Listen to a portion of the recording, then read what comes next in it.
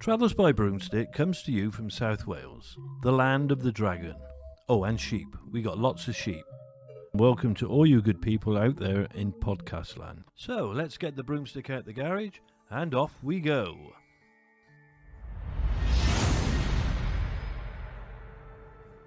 Today's journey takes us to the old Lancashire village of Woodplumpton, near Preston, in the north of England. We have come to visit a witch's grave, which is located in St Anne's churchyard.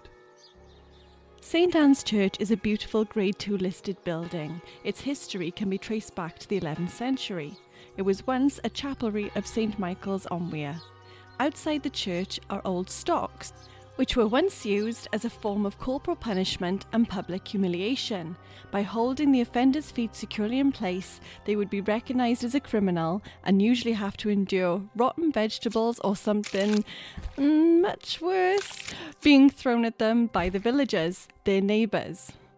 By much worse, do you mean poop? Unfortunately, I do. Next to the stocks is an old mountain block or carriage stone. This was used as an assistance for mounting a horse or a cart. As we enter the church grounds via the lynch gate, a gateway covered with a roof that looks like a porch. This is a traditional churchyard entrance. This style of gate is also known as a resurrection gate.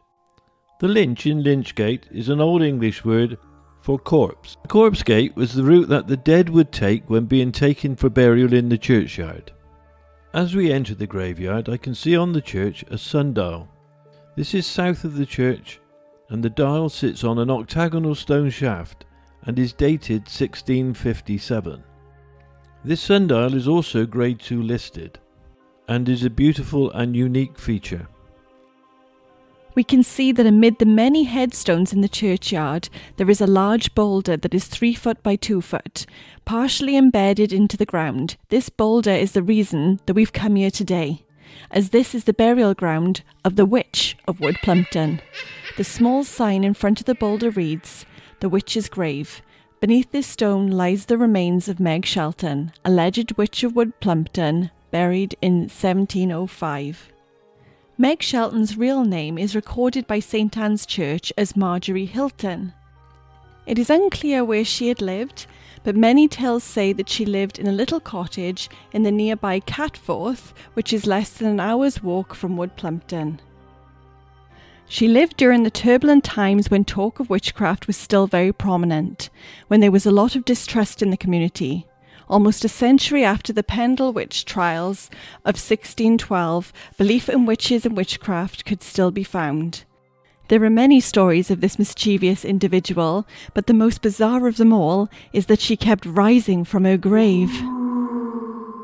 Meg Shelton became known as the Filed Hag through many magical and mischievous antics, many of these involving shape-shifting and using occult powers to steal from her local community, especially farmers. According to one story, a very suspicious farmer believed that he could see too many sacks of corn piled up in his barn. He grabbed a pitchfork and began to prod each individual sack. Suddenly, one of the sacks let out a loud scream, and Meg returned to her human form and fled from the barn. Another legend involved a farmer who was looking out into one of his cow fields when he saw an old woman walking through the field with a goose, which was feeding on the grass. He thought nothing of it at first, until he noticed that there was white liquid dripping from the goose's bill. The farmer rushed into the field and kicked the goose, which shattered into 1,000 pieces, spraying milk everywhere. Meg had been stealing milk from the farmer and had turned her jug into a goose, using her magical powers to fool him. She screeched at the farmer in rage and then quickly ran away. According to local rumours, Meg was able to make the crops fail, she was able to turn milk sour, as well as causing illness in the farm animals, causing cows to stop producing milk and for chickens to stop laying eggs.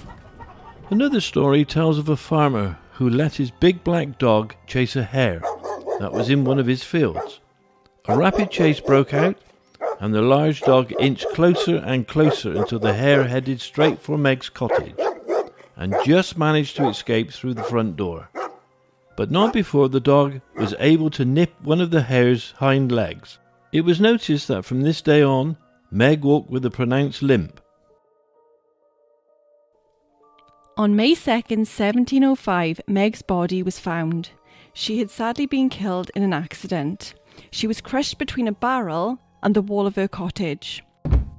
Despite her reputation as a witch, it was decided to lay her to rest at the village church of the nearby Woodplumpton.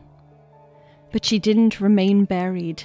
Her restless spirit would claw itself out of the grave time and time again. Eventually, she was reinterred one last time, buried in a narrow shaft head first into the ground during a ceremony that took place at midnight. And a large boulder was placed on top to prevent her from crawling out again. But did it work? Probably not, because in the 1920s, a young boy told his parents that he had been scared by a haggard old woman who had chased him through the graveyard into the church. He said that she was wearing strange clothing. Could this have been Meg's spirit? It could have been Meg. She certainly seemed very magical.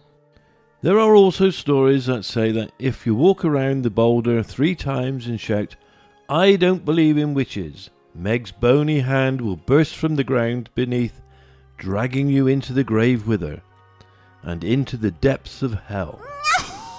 Another similar story is that if you stand on top of the boulder and turn around 3 times, you can make a wish, and this wish will come true. Meg is known as the last of the Lancashire witches.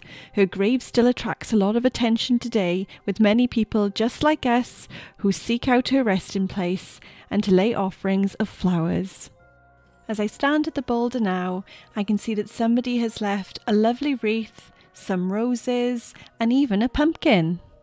That's quite remarkable because Meg died over 300 years ago and people still come and pay tribute. So the question is, was she a witch or just a poor woman struggling in life, stealing to survive? And if she was indeed a witch, why was she buried on consecrated ground? And was her death an accident, or was she murdered by a disgruntled farmer who she stole from? What do you think? Of course, we'll never know for sure, but she was probably just an old woman trying to survive. She was probably just a wise woman or a cunning woman trying to peddle her craft, I guess. And when she had no other options available to her, stole milk, corn, or whatever she needed, just as in the stories. I agree.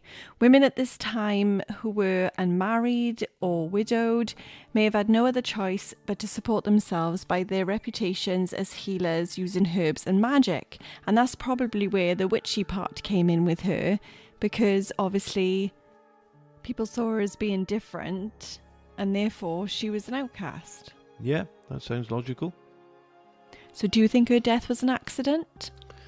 Well, I think because she was an old woman struggling on her own, probably dislodged something, it rolled on her and she was killed. It's as easy as that. I don't know, I'm a conspiracy theorist over here. I actually think it could have been a farmer. I mean, there's so many stories about her stealing from the farmers that one of them must have got annoyed with her at some point and just, she had her comeuppance. Well, I'm sure there were lots of annoyed farmers about, but, it's quite a stretch to kill somebody for stealing milk, isn't it? Maybe it wasn't for stealing milk. Maybe it was because she didn't pay her rent. Or maybe it was some kind of romantic entanglement that we don't know about. So you're suggesting a crime of passion? Well, yeah, she was very mischievous, wasn't she? Yeah, very mischievous, I'll say. Another curious tale often attributed to Meg Shelton is that of the legend of the dun cow's rib. In Whittingham near Preston, there is an old farmhouse with a peculiar object hanging above the front door, which is said to be the decaying remains of a cow's rib bone. It says that in the 17th century there was a great drought, and a kindly farmer decided that he would let his great dun cow roam the village so that the villagers could milk her whenever they wanted to. so that they wouldn't all die from lack of water. However, the local witch, possibly Meg Shelton, milked the cow into a sieve, which obviously never filled up, so the poor cow was milked to death. The cow's rib was then taken and placed above the front door of the farm. It is said that if the owners of the farm were ever tempted to throw the rib away and take it down, they would be plagued by poltergeist activity until the rib was once again mounted above the door, and it is still there to this very day. Now, before we leave the lovely village of Woodplumpton, we need to visit the Mischief pub, which is opposite St Anne's Church. It's a 300-year-old establishment and is the only pub in Woodplumpton, with friendly staff and a cosy atmosphere and a warm welcome, along with a resident ghost. The beautiful fireplace in the pub provides more of a chilling experience than a warm one, as there have been reports of a young girl ghost knelt by the fire grate, possibly praying or maybe cleaning the brass. Could this be the Witch of Woodplumpton, or could it be somebody else entirely? Either way, the wheat sheaf will definitely raise your spirits. The village of Woodplumpton goes back to the Saxon times and is recorded in the Domesday Book, originally named Plunton, becoming Woadplumpton by 1336, and now called Woodplumpton today. Either way, it is an absolutely beautiful village, and I would recommend anybody to go and have a little look around there. You might even be lucky enough to see the Witch of Woodplumpton for yourself. Yeah, she likes visitors. So, as usual, I will ask you, how many brooms are you rating Woodplumpton and its famous witch? Well, I think on balance I'm going for 3 brooms. Although Woodplumpton is a very beautiful village, there is only the headstone or the boulder, and it's only one witch. So, the church is lovely, so half an hour around the church and you're done, really.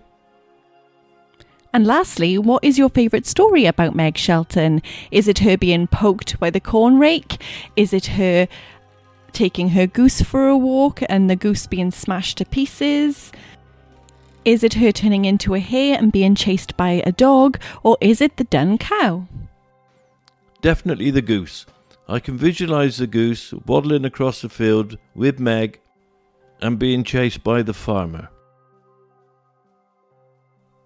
And just before we go, we've had people ask about our merch. So what's the situation? Well, our merch is coming soon. We've got t-shirts, we've got hoodies and beanies and travel mugs. They're all on order. So keep your eyes open and we'll have it very soon. That sounds good. I like a cup of tea. It's magical. Smagical. It's magical. It's magical. That concludes this edition of Travels by Broomstick. I hope you've all had a magical time. We hope you enjoyed our adventures, and we look forward to seeing you next time. Please like and subscribe and turn on episode notifications.